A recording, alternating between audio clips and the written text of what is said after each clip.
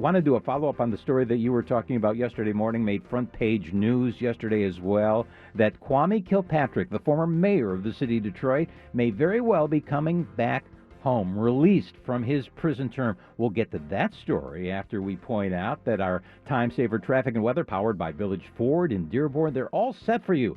The showroom's opening for the first time in a couple of months, which is great news for not only Jim Seavitt, the founder of Village Ford back in 1982, but all the hard-working folks over there, from the showroom that now is going to be open on Tuesday by appointment only, to everyone else. They've got the hand sanitizers, they've got those plastic separators, not only between you and, for example, the salesperson that you choose to talk with, but you come in and you'll see it right there in the front desk as well, the person on the phone, all kinds of, and the separation of the desks, you'll see that too, well beyond the suggested distance between items like that. So they're ready, willing, and able to make sure you're replacing whatever it is you've been leasing. Maybe your lease has already run out. Maybe you're buying something new, pre-owned. They're internet advisors, their sales staff, they're there at 313-565-3900. So you have to call that number to make an appointment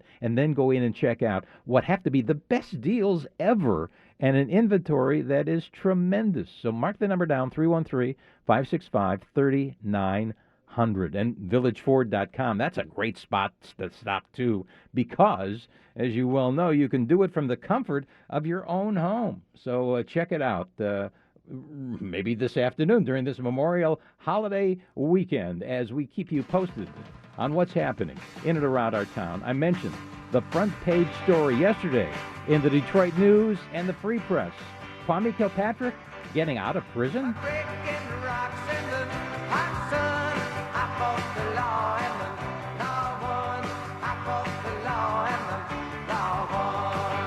Let's see if our next guest thinks that. He's an attorney, founder and president of the Yatooma's Foundation for the Kids, set up in his father's name for children who have lost a parent, which is, Norm, a great story as well. You and I have talked about that. But the former Detroit mayor, Kwame Kilpatrick, to be released from prison 21 years early. He was accused of being involved in all sorts of things. What's your initial take when you saw that? Were you aware it was coming? Good morning, Warren. No, I was not aware it was coming, and my initial take was as it is now. I'm horrified. Can't believe it's happening.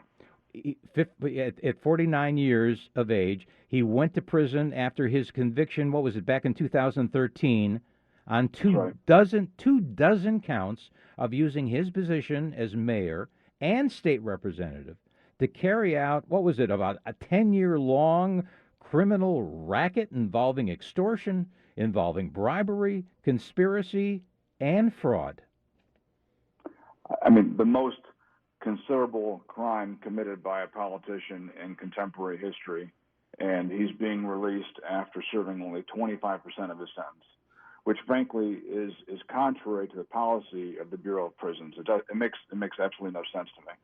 Priority is supposed to be given for these early releases to inmates who have served half of their sentences or more, or who have 18 months left to serve or less. Neither is true of Kwame. How he made that list is beyond understanding. Well, what about the coronavirus pandemic? The U.S. Attorney, the Attorney General William Barr, ordered the release of some federal prisoners to home confinement, including at his Oakdale Federal Correction Complex there in Louisiana. And that Oakdale prison is what, a low-security kind of facility? Yeah, it is. And, of course, I understand the rationale of why prisoners are being released generally. I don't agree with it, but that's neither here nor there. Nobody's asking me for my opinion. But as it relates to Kwame specifically, why he's on that list is it's beyond understanding, because he doesn't even fit their policy. He's only served 7 of 28 years. So if we're going to be releasing prisoners because of the pandemic and we're going to restrict them to home confinement, how is it that Kwame is on that very short list? And the former mayor had, as you well know, you probably followed him there in prison, had exhaustively worked on the appeals process for his release. I think, didn't he lose a bid to get out back in November when an appeals court rejected claims that the judge was biased who oversaw his landmark racketeering case. Look, in his effort to be vindicated, both before he was convicted and since, Kwame has blamed everybody for his actions but himself. He did what no one before him has ever done. He destroyed the city of Detroit. He destroyed its constituents. He devastated families and businesses and lives, and he did so without regard to the collateral damage that was related to anything that he wanted to pursue for his own selfish interest. And finally, he gets what's due, and now he's getting out. It's a gross disrespect to the people of Detroit, to the families that he has hurt. And heading that, I guess we could call it a criminal enterprise out of the office of the mayor of Detroit. I think, if I recall correctly, in that trial, he steered, $84 million in city contracts to, remember, Bobby Ferguson. He was his friend who shared the proceeds with Kwame. Oh, that's right. Oh, Kwame became very, very rich as the mayor of the city of Detroit. And how much of that money has been repaid?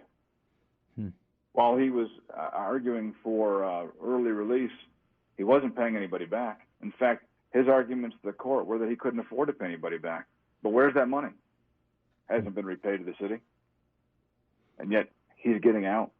It's just such a miscarriage of justice. It makes me sick to my stomach. When the Mayor Duggan, was asked about it Friday during one of his press conferences, apparently Mike Duggan has known him since he was a teenager and thought he still has a lot to contribute. And in fact, if the reports were true, he was going to be doing everything he could, the Mayor Duggan, to give him a fresh start. The question becomes, don't individuals need a second or maybe a third chance at life?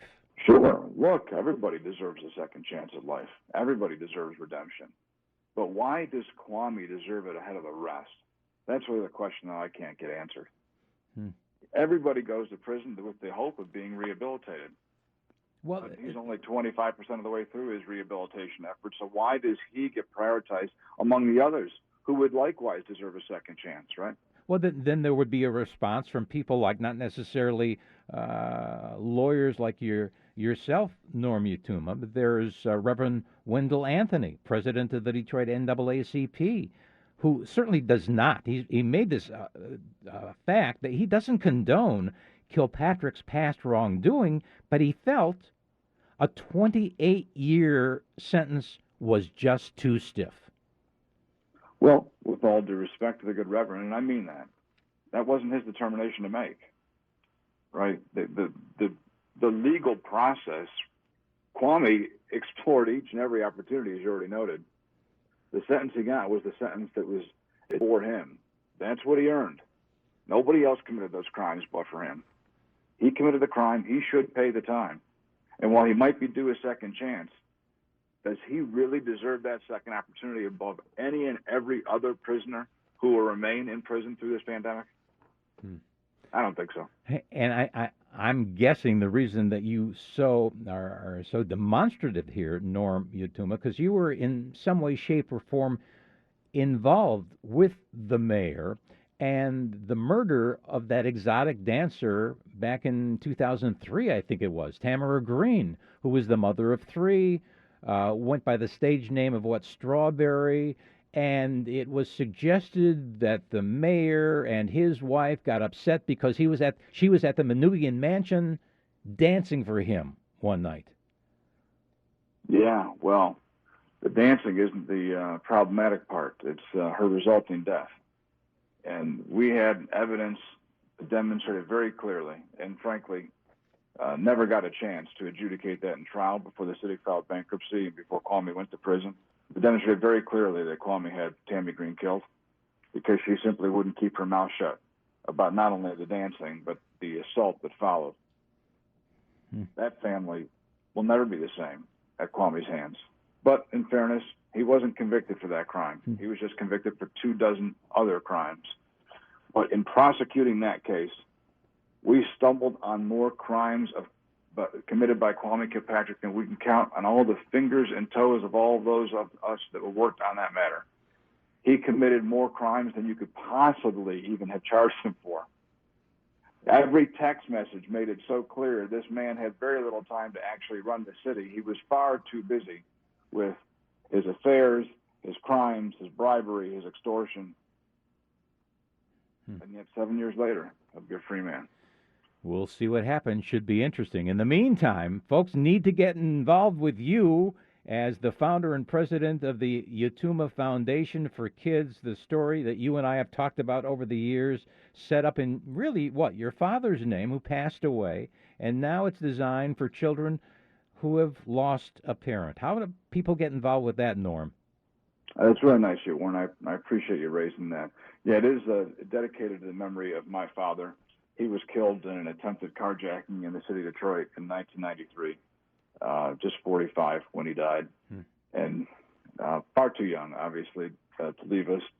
But, all things do work together for good for those who love God and are called according to his purpose. And now in his name and in his memory, there's a beautiful charity that serves kids in the community who have also lost a parent. So if any can get involved, look, especially during this time, our families, these families who have lost mom or dad, need more help now than ever. And, of course, plans for traditional fundraisers are, they don't look anything like what they once did, right? No. So we would love to have folks get involved in any way they can. And, of course, to the extent anyone listening falls into that class of people that do need help. If they've lost mom or dad and they're 18 years or younger, we're there to help them and their surviving parent or guardian.